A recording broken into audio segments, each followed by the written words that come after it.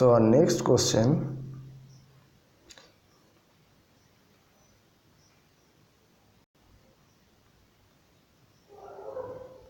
So India has paid heavily for achievements of Green Revolution in the form of economic, social, and ecological cost. Discussed. Green Revolution is a unique event in the agriculture history of independent India, and this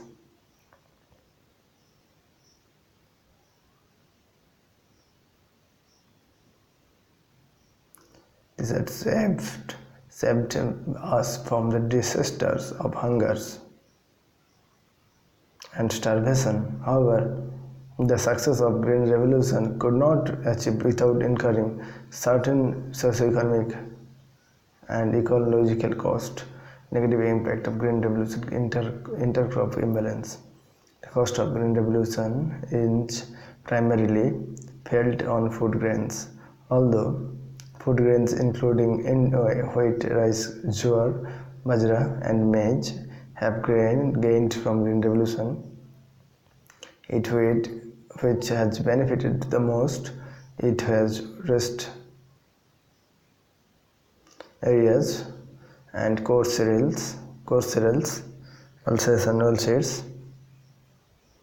The heavy HYV seeds in later crops have either not been developed or they are not good enough for farmer to risk their adoption.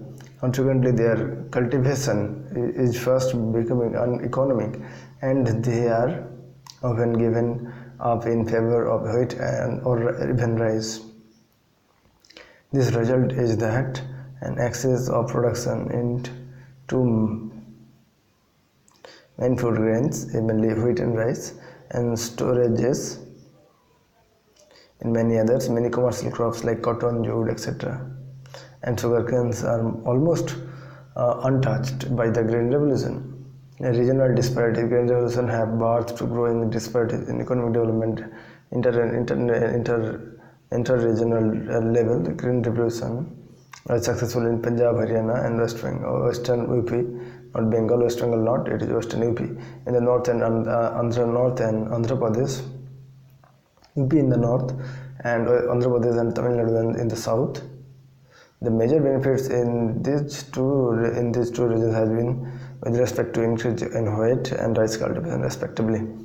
Green Revolution hardly touched in the eastern region. Okay. And northeast and arid and semi-arid areas of western and southern India. In short, Green Revolution affected only those areas which are already better placed from agricultural point of view. So increase in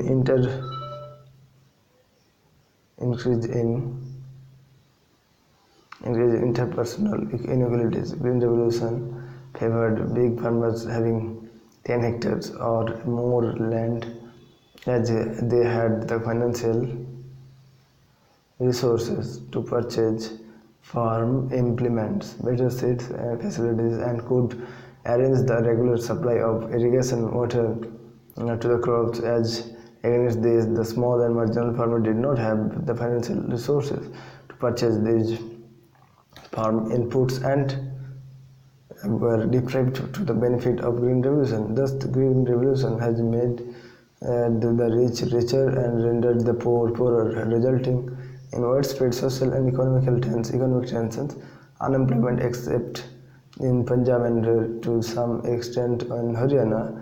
Farm mechanization under Green Revolution created widespread unemployment among agricultural laborers in the rural areas.